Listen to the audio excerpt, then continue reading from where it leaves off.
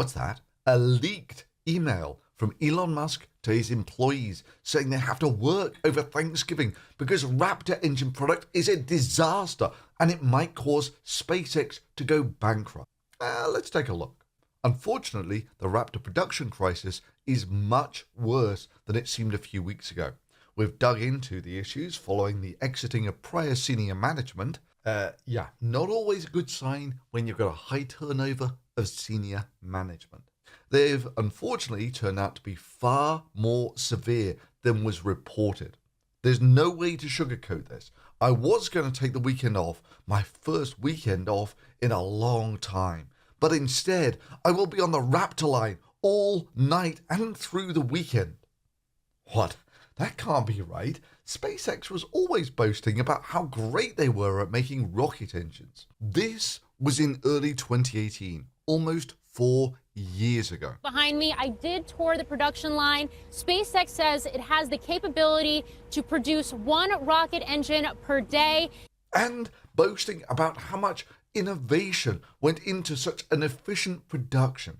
With the time I spent with Shotwell, both in sitting down and touring the manufacturing process, one of the things she really stressed was that it is not just about the innovation of the products themselves, the design of the products themselves, but that this is also a company that is innovating on the manufacturing line and adopting new processes. And so if it's amazing and groundbreaking all those years ago, how come it's not amazing now, with the Raptor production crisis being far worse than it seemed a few weeks ago? Well, probably for the same reason that the Tesla Semi was going to be amazing now. We're confident that this is a product that is better in every way from a feature standpoint, that wins on economics against diesel trucks in a worst-case scenario, and that defeats rail in a convoy scenario. And production begins 2019. So if you order now, get the truck in 2 years. All right. This is something that we are confident we can do today 10 times safer than a human driver. So I want to be clear, this is something we can do now. And 4 years later, there's no sign of them even making them. And this is the feature I like best, thermonuclear explosion-proof glass. Oh my fucking God. It didn't go through. So that's a plus side. Let's try the right. Try that one, really? Okay. Yeah. Sure. Oh, man. Or how there was going to be a Washington to Baltimore hyperloop, which was going to be amazing and revolutionary, and years later was just quietly airbrushed off the Boring Company website. Or in 2020, how every Tesla owner would just be able to flip a switch and turn their Tesla into a robo-taxi that would immediately make them $30,000 profit per year. Musk out with a bold promise yesterday. He said there would be 1 million Tesla robo-taxis, I should say, on the road next year. And we expect to have the first operating robo-taxis next year with no one in them next year. So what would be the probable gross profit from a single robo-taxi? We think probably something on the order of $30,000 per year. The fundamental message that consumers should be taking today is that it's financially insane to buy anything other than a Tesla. Yeah, once a used car salesman, always a used car salesman. I could go on. You know, his fake solar shingles pitch where he presented fake solar shingles as real ones, or promising to fix the water in Flint, Michigan and doing nothing about it, or promising ventilators, high-speed tunnels. You get the point. The key thing here is there's a tell on Elon Musk. Something to look out for. Whenever he says, I feel confident that, or I'm confident we can do this. We are confident we can do today 10 times safer than a human driver. I feel very confident predicting autonomous robotaxis for Tesla next year. I'm absolutely confident that this can be accomplished.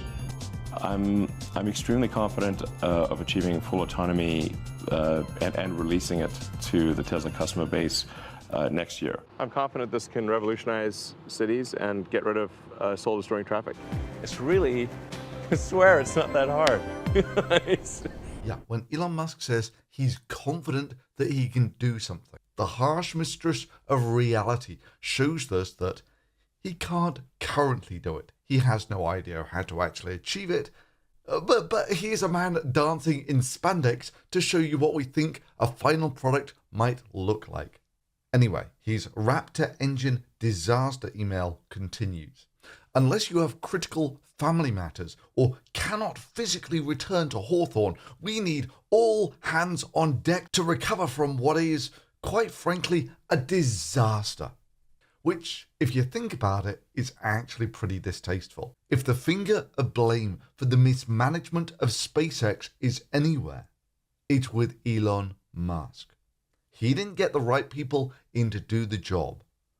And now it's turned into a disaster. And his solution to this is, well, let's just have everyone work over Thanksgiving to make up for his blunder.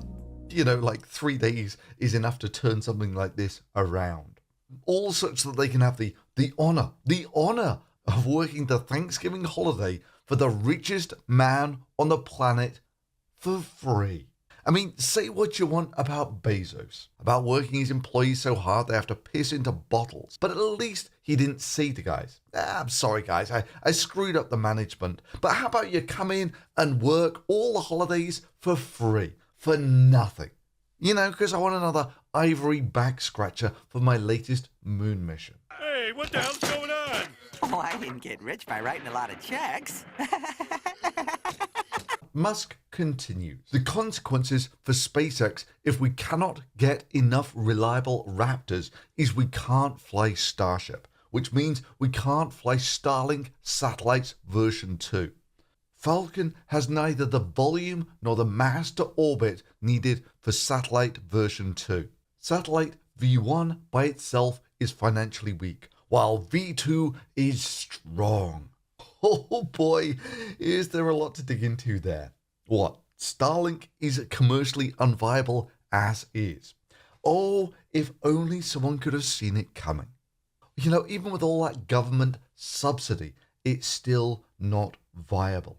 Basically, all those Starlink satellites launched to date couldn't make this system profitable. Or looked at another way, all of this is burned capital. All of this might as well not have been launched. In addition, we're spooling up to terminal production to several million units per year, which will consume massive capital, assuming that satellite V2 will be on orbit to handle a bandwidth demand. These terminals will be useless otherwise. What it comes down to is that we face a genuine risk of bankruptcy if we can't achieve a Starship flight rate of at least once every 2 weeks next year. Thanks, Elon. At which point you just look at it and say, yeah, they're going bankrupt. And let me add to that. This isn't your usual vaporware promise by Elon Musk. If this goes wrong, they go bankrupt. They've put absolutely everything on one very flaky card. You know, I mean, it's not 100% certain that we succeed in getting this to flight. The Starlink satellite dishes they've been selling for about $500. Well, those cost $3,000 to make. But according to Glyn Shotwell, yeah, you remember her from earlier, the one saying how rocket engine manufacture was going so well at SpaceX, and that was 3 years ago. Well, according to her, earlier this year, it was fantastic news. They got the manufacturing costs down from $3,000 to $1,500. Now, according to Musk, a lot of those are just going to be fancy paperweights until they can get the rest of their satellites launched. Now, a month or two before this panicky email by Elon Musk, I put up this video, which is where I first smelled this rat. Let's take a quick look, shall we? So let me ask this as a serious question to the Elon Musk fans out there. If Elon Musk was so amazingly rich that he really was worth $200 billion, then I've just got this one question. If Elon Musk's motivations are primarily philanthropic, about making mankind a multi-planetary species, why would he worry about the loss of a mere $28 million on a test that would be critical not just for his space launch company, but his plans to make mankind an interplanetary species? I mean, that would just never happen, right? I mean, for perspective, this would be like a millionaire worrying about spending $20. Yet here he is hand-wringing over not wanting to put 28 engines on a booster test. Hopefully we don't lose it.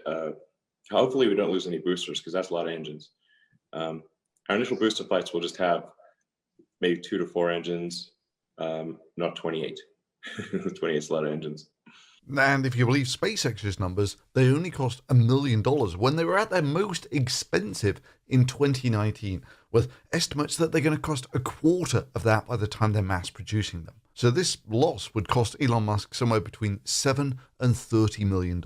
If Elon Musk really was worth $200 billion, he could personally take that loss 100 times over and still only have spent 1% of his wealth. Hell, if you just take the money that the state of New York gave him, you could do that test 70 times over.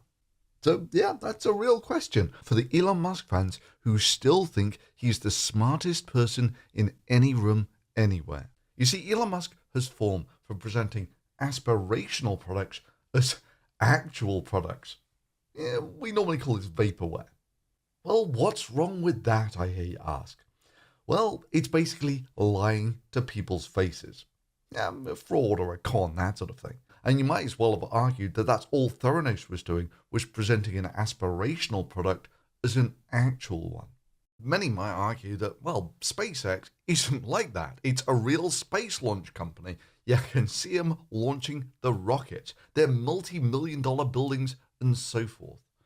Well, yeah, but Theranos was actually a blood testing company that delivered blood tests with multi-million-dollar buildings. We're not talking about the vanilla stuff. We're talking about, can they deliver on these aspirational goals? A little history on SpaceX. And let's be fair, they're utterly delusional, over-optimistic promises on timelines. Way back in 2011, Elon Musk says he was ready to fly people to space now. Are you ready to take people to space right now? Well, as I said, if we're willing to accept the same safety level as the shuttle, then yes. But to make it really safe would require another 3 or so years. But we want to have a higher design safety and have the launch escape system in place. So that would take us about 3 years. Meanwhile, some 3-ish years later, SpaceX CEO Gwynne Shotwell was saying that they were going to have people to space, but it was going to take another 3 or so years. So yeah, that'll be very exciting. We hope to fly people in 2016. Next slide. And then finally, in 2020, they did actually launch people into space, almost 10 years after Elon Musk said he could do it now. Yeah, if they're hoping to get a massively complicated rocket that's not even launched yet, fully functional and flying twice per month by next year, they're going bankrupt. And I should stress that getting people to orbit wasn't some miraculous new breakthrough. They were replicating Apollo-era technology, but with updated engines. Oh, but they were reusing them right, and this was going to be a massive game changer. Well, we'll come to that shortly. Or how they were anticipating flying Falcon Heavy 10 to 15 times per year. Positive, we haven't flown Falcon Heavy yet. I think it will be a great vehicle. That we anticipate the Heavy flying 10, 15 times a year. And we take a look at how many times they actually flew Falcon Heavy. Well, there was a test flight in 2018, and there were 2 flights in 2019, and it hasn't flown again since. So that's 0 flights per year for 2020 and for 2021. Now, according to Elon Musk's panicky email, if they don't launch a vehicle, which they've not even launched yet, about twice as regularly as they were forecasting Falcon Heavy, not in some distant future, but next year, then bankruptcy looms. Yeah, it looks like they're going bankrupt. In fact, if you want the direct admission that the reusability thing never panned out. Going back to 2013, at a published price of $56.5 million per launch, Falcon 9 rockets are already the cheapest in the industry, reusable Falcon 9s could drop the price by an order of magnitude, sparking more space-based enterprise, blah, blah, blah. And this was, of course, all prompted by SpaceX CEO saying that launches could cost as little as $5 to $7 million. I'm so excited to sell the operators here a launch vehicle where really the only cost associated with that vehicle, the non-recurring, the initial investment in the stages themselves, but the cost of fuel and the mission operations. So if we get this right, and we're trying really hard to get this right, we're looking at launches to be in the $5 to $7 million range. Cool. So if reusability works out, launches will be in the $5 to $7 million range, and if it doesn't, then they'll be the same as the non-reusable rockets in the $50 to $60 million range. And launches are currently $50 to $60 million.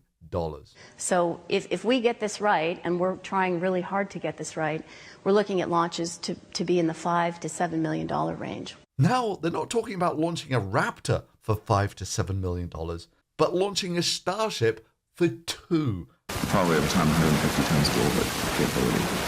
And we should consider other operational costs. Maybe it'll be like $2 million a flight, or the marginal cost of flight. So this is much less than even a tiny rocket.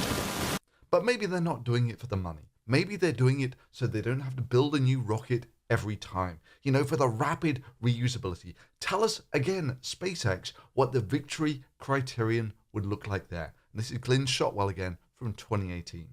And so looking forward, reusability, we don't believe it really counts unless you can turn it around as rapidly or almost as rapidly as you turn around an aircraft.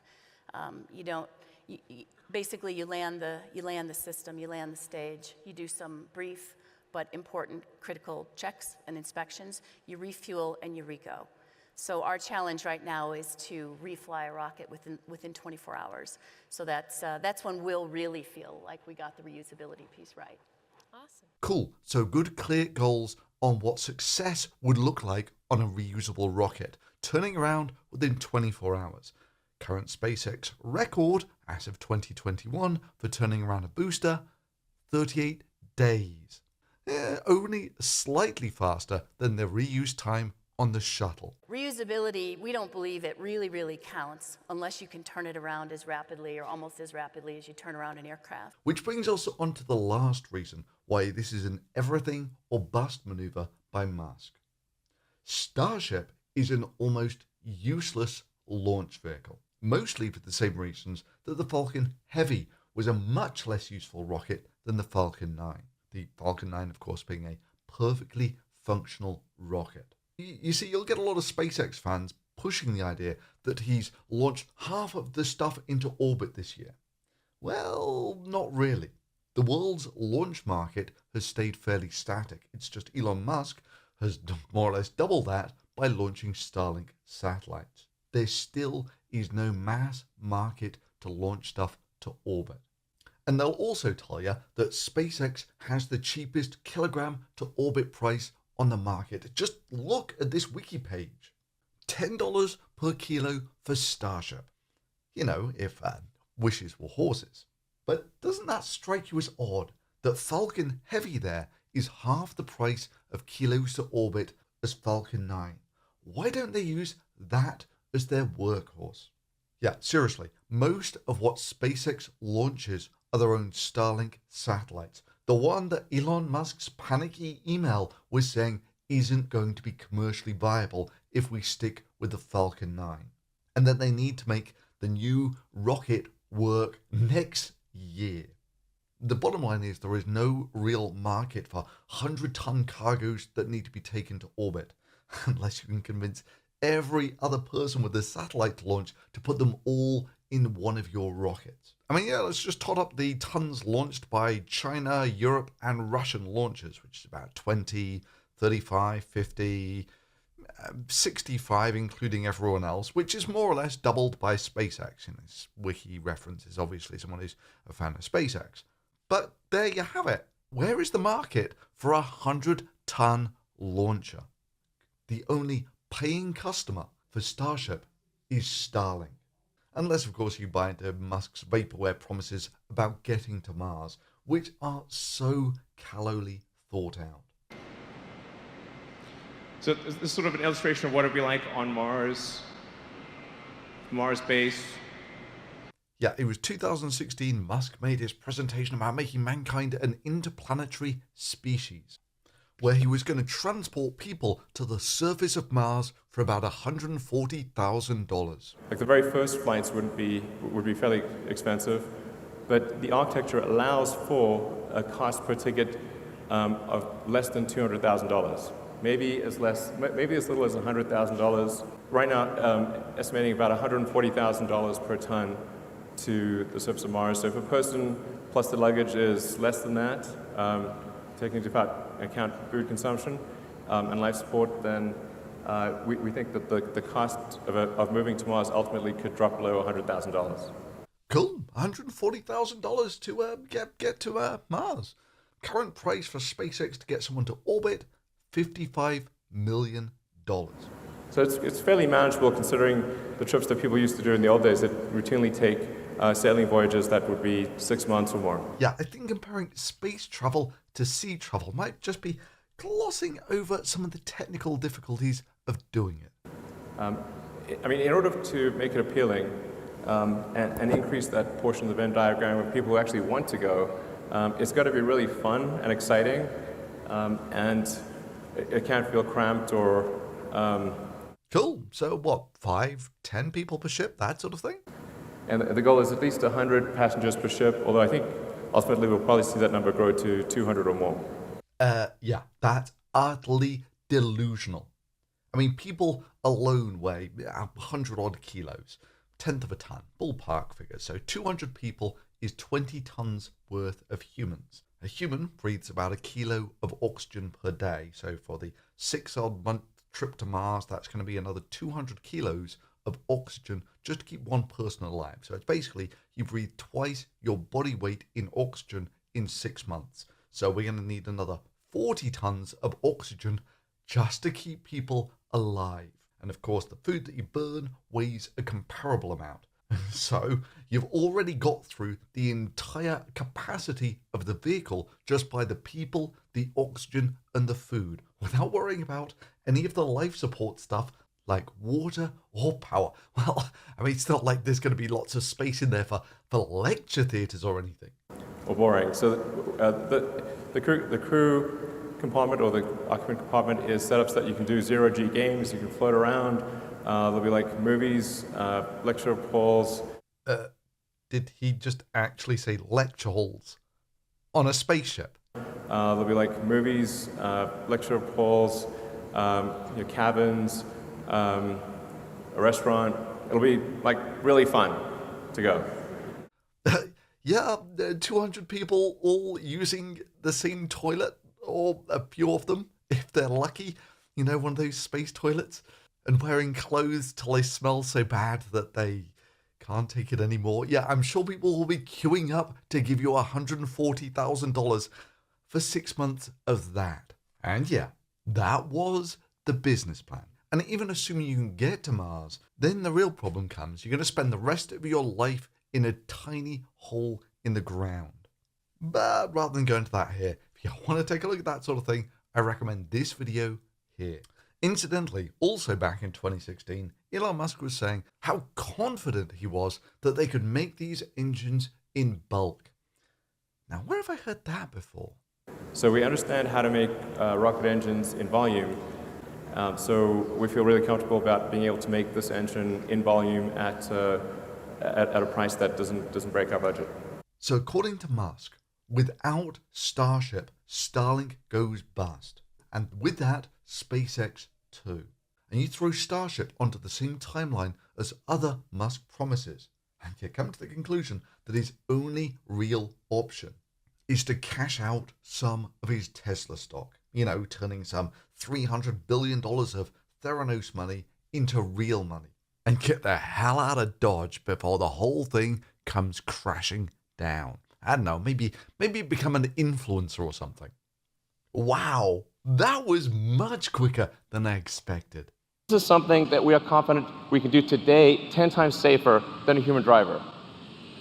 So I want to be clear, this is something we can do now. I'm a common, or maybe I'm a god, zooming around the planet in my Hyperloop pod. And the amazing thing is, Elon Musk actually made that tweet about becoming an influencer while I was doing the research for this video. Anyway, that's today's video. If you enjoyed it, drop a thumbs up on it. Subscribing is always a good idea, especially if you want to help me get over the 1 million subscriber threshold. Yeah, maybe share this video with some Elon Musk fans. They always seem to like my work. And as ever, if you really like the work of this channel and want to support it directly, you can do it through Patreon. Thanks for watching.